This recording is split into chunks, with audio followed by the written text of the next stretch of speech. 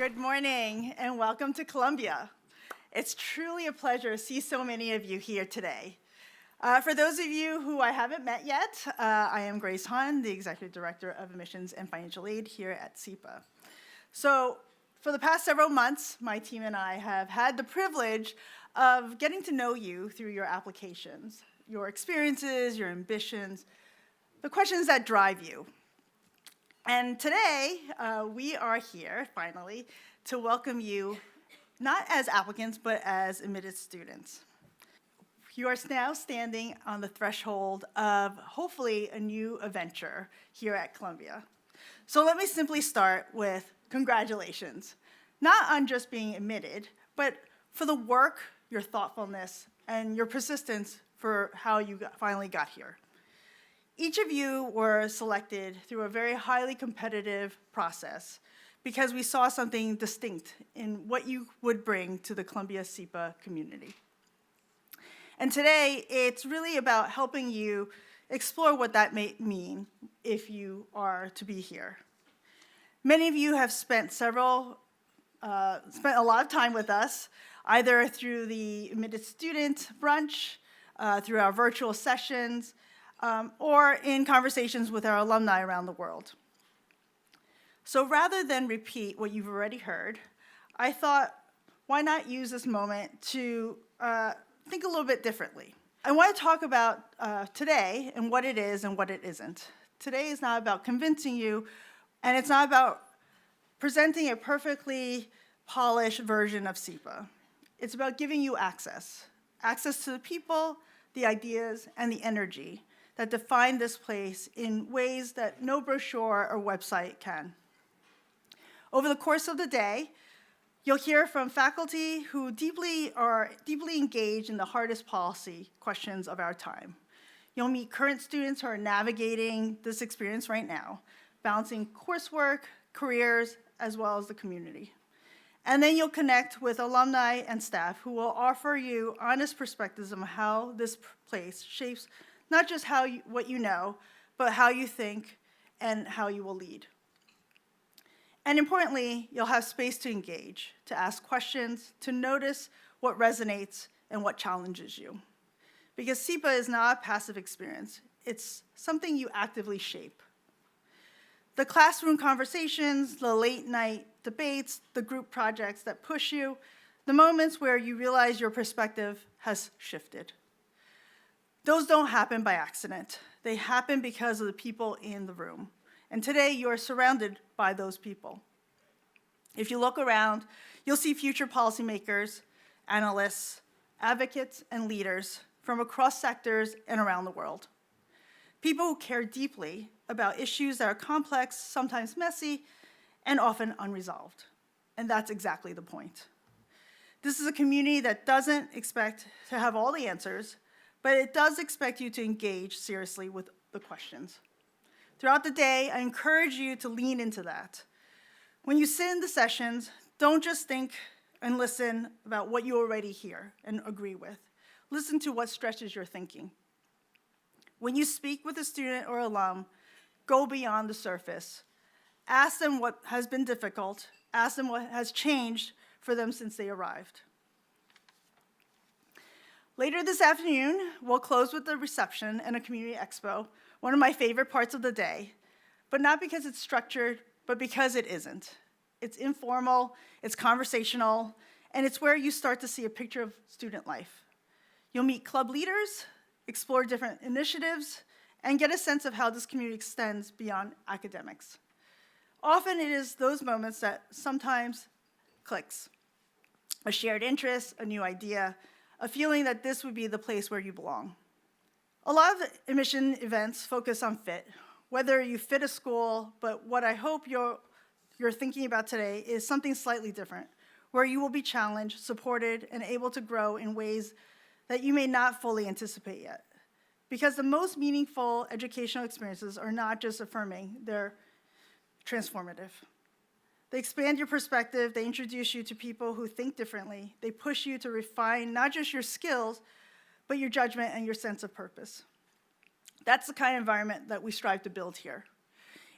In just a moment, we're going to share a short video that captures some of the energy, the people, and the work that define this community. It's just a glimpse, but I hope you watch it and you start to picture your own place within it. My role this morning is simply to open the door, to welcome you, to set the tone, and to encourage you to make the most of your time here with us today. So thank you for being here, and we're glad you're here. Enjoy today. Thank you.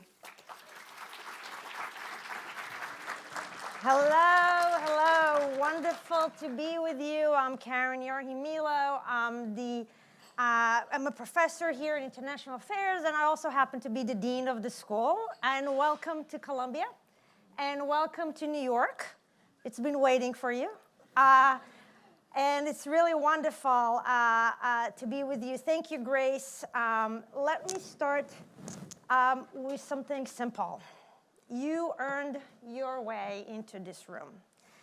Each of you has earned admissions to one of the most selective and globally diverse schools for public policy in the world. You hail from almost, anybody wants to guess? How many countries? 90 countries. And you represent an extraordinary range of experiences, perspectives, and ambitions. So today, let me be clear, I'm not going to stand here and simply tell you why SIPA is having an extraordinary moment. I think it does. I think we have, the last couple of years, we've been doing so much, from overhauling the curriculum, starting IGP, working with students about exciting new careers and new opportunities and new areas of research. But I think you know all of this, and I think this is why you applied, and I think why you're here. So today, rather, I want to make the case for something larger, which is why this is not just a good time to study public policy, but perhaps the most important time to do so. We're living through a moment of profound disruption. Geopolitical competition is intensifying. Democratic institutions are under pressure in many parts of the world. Technological changes, especially artificial intelligence, is moving faster, much faster than our ability to govern it, and in some cases, even to fully understand it. And many of the assumptions that underpin the post-war order, this is really when the school was built and was founded, now they're being unsettled before our eyes. And at the same time, public trust in institutions is fraying. Expertise is now often treated with suspicion, and facts are contested. And polarization has made it harder, much harder, to solve the problems that most urgently demand serious and sustained attention.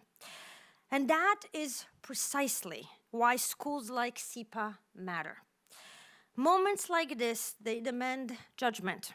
They demand rigor. They demand leaders who can navigate ambiguity without surrendering principle, and complexity without retreating to cynicism. And each of you is here because we believe you have the capacity to take on that responsibility. Now, as you sit here today on the edge of this next chapter, some of you may be asking yourselves, what did I get myself into? I remember I was a student here, I attended SIPA, I was in, your seat, and I remember thinking, what's the next chapter was going to be for me? Why am I doing this? It's a fair question. In fact, it's the right question. And the world you are entering will not reward narrow expertise alone. It will reward those who can think across disciplines, act under pressure, absorb uncertainty, and still make sound decisions. It will reward people who can move between theory and practice, between data and judgment, between conviction and humility. And that is precisely what SIPA and what the skills that we are here to teach you and prepare you for. So first, let's talk a little bit about analytical rigor. You will learn to break down complex problems using economics, data analysis, and policy frameworks, not in abstract exercises, but as tools of decision-making in real time. And you will see the rigor across the entire curriculum, especially the new curriculum. Interdisciplinary thinking, the defining challenges of our time: climate change, energy policy, geopolitics, migration, democratic erosion, economic inequality, technological disruptions, they do not fit into one discipline. The world does not work in disciplines. Universities sometimes do, but a policy school like others, like this one, is really interdisciplinary. And it required the ability to synthesize perspectives, methods, and forms of expertise. And this is why we reimagined our core curriculum to bring together multiple pedagogies and approaches from across our programs. And third, judgment. In public life, you will almost never have perfect information. You will have incomplete information with high ratio of signals to noise, under a lot of pressure, and you will have to make decisions. And you will have to make consequential choices under conditions of uncertainty, huge uncertainty. My own work as a political scientist is on the psychology of decision-making, especially crisis decision-making, and how you interpret signals, how you make decisions under conditions of stress, and emotions and biases all come into play. And that's what we will talk about, the secretary and I, what we teach in our class, what we write on in our latest book. And good judgment does not come from pretending those forces do not exist. Biases, emotions, incomplete, this is all there all the time. It comes from learning how to recognize them, how to interrogate them, how to lead responsibly in spite of them, and recognize them in your own behavior and your own decision-making. So judgment is really about making responsible choices. And the harder choices that you will make will not, that you will face, will not be the technical ones. They're actually going to be the ethical ones. How to make ethical decision-making. Ethical decision-making, ethical decisions, and this is why we incorporated ethics into the core curriculum, into the new core curriculum of SIPA. So SIPA is a place where we emphasize real-world simulations, policy labs, direct engagement with practitioners, so that you're not encountering these dilemmas for the first time when you are facing them in your careers. And unlike many policy schools, your classroom does not end in the campus gates. This is New York City, the center of global finance, media, diplomacy, and international organizations. This is not just a backdrop, this is the extension of your classroom. And here, policy, as I said, is really not theoretical. We study the policy in theory, but also very much in practice. It is negotiated, it's contested, and implemented in real time, often with consequences that are immediate and global, and you will be part of it through our programming, through what we do in the various centers and institutes, including in your classrooms.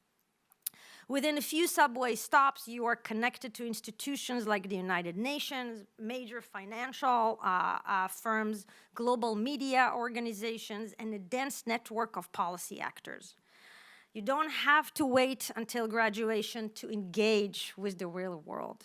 Many of you will be working, interning, or collaborating with institutions across the city while you're still in the classroom, and that's a huge benefit of being in New York City. Many of you will go into government or international organizations, but many of you will also shape outcomes from within the private sector. In fact, a lot of our students end up in the private sector after graduation, whether in finance, consulting, or technology, where some of the most consequential policy decisions are now being made, often beyond the reach of formal public institutions. And this is what we are preparing you for. If you want a career in private sector, we know how to get you there. So what this means in practice is simple. Your time here will not just prepare you for a career, it will actively launch it.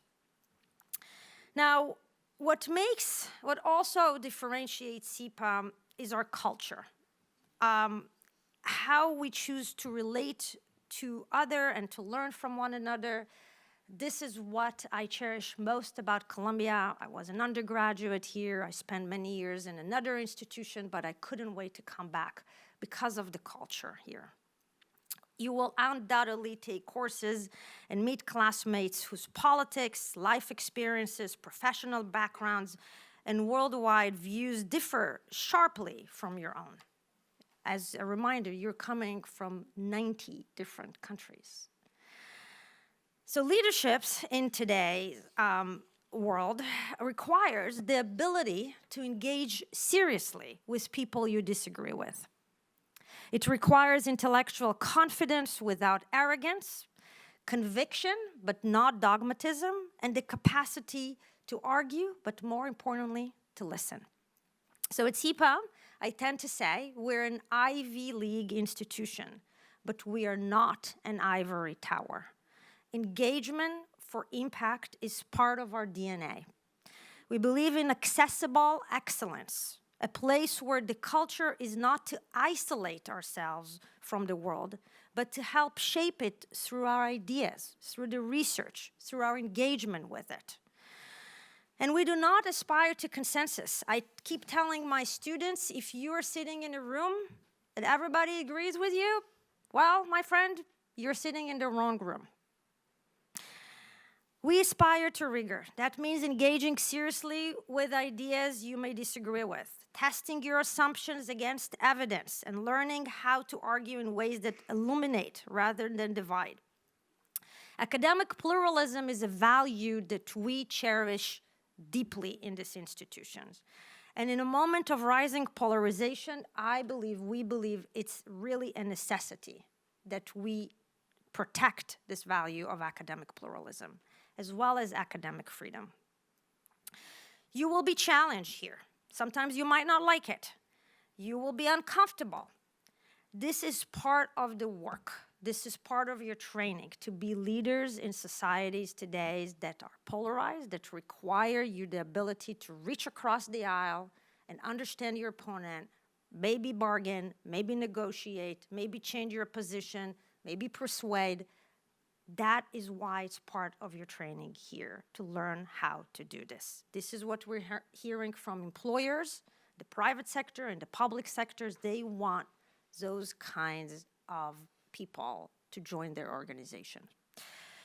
We are deeply committed to academic freedom, open inquiry, and rigorous debate.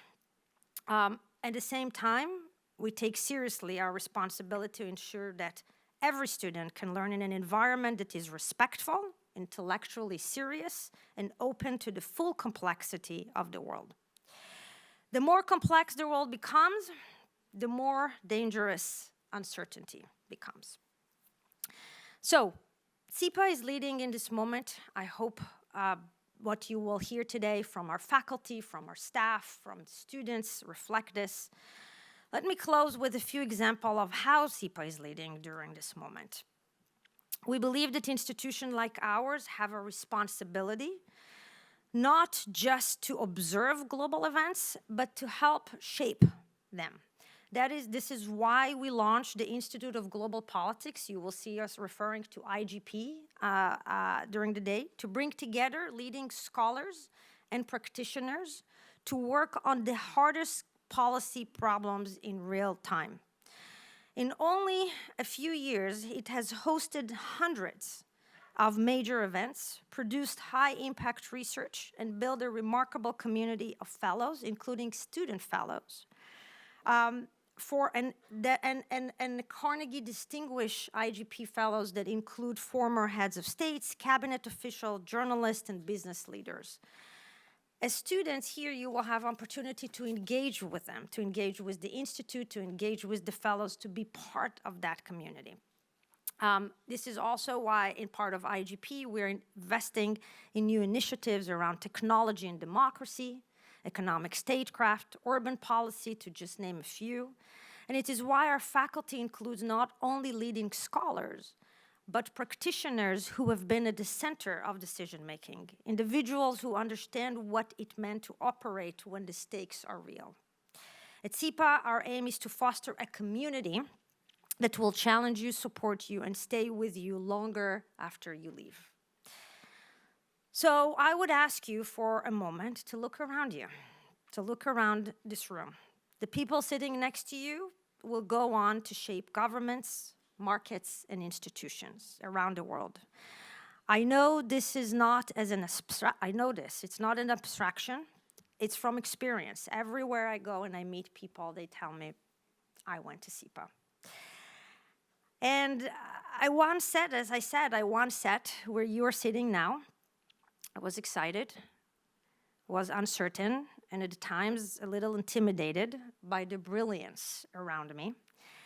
I return as a dean because of how much this community and school meant to me, and because I want to pass on to the next generation the kind of education and mentorship that I received.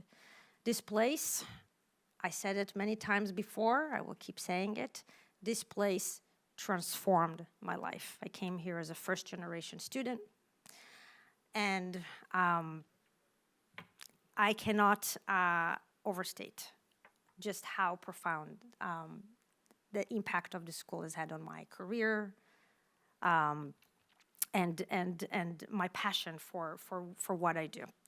The relationship you build here, they matter. The debates you will have here matter. The questions you wrestle with here will matter. They will shape not only your careers, but also the kind of leaders you become. I came to Columbia because I wanted to understand how leaders make decisions in moments of crisis. And years later, I now have the privilege of co-teaching a class with, on that very subject with Secretary Hillary Rodham Clinton. And this moment we are in calls for courageous leaders and complex problem solvers, and it calls for imagination, discipline, and moral clarity. It calls for leaders who can navigate uncertainty without becoming paralyzed by it. So yes, I hope that you will choose SIPA. I hope that this day will show you all the great things about this institution, about this school at this moment. But more importantly, I hope you will choose a life of meaning, that you will take responsibility for shaping the world you're entering. This is, after all, what SIPA is all about. So thank you and congratulations.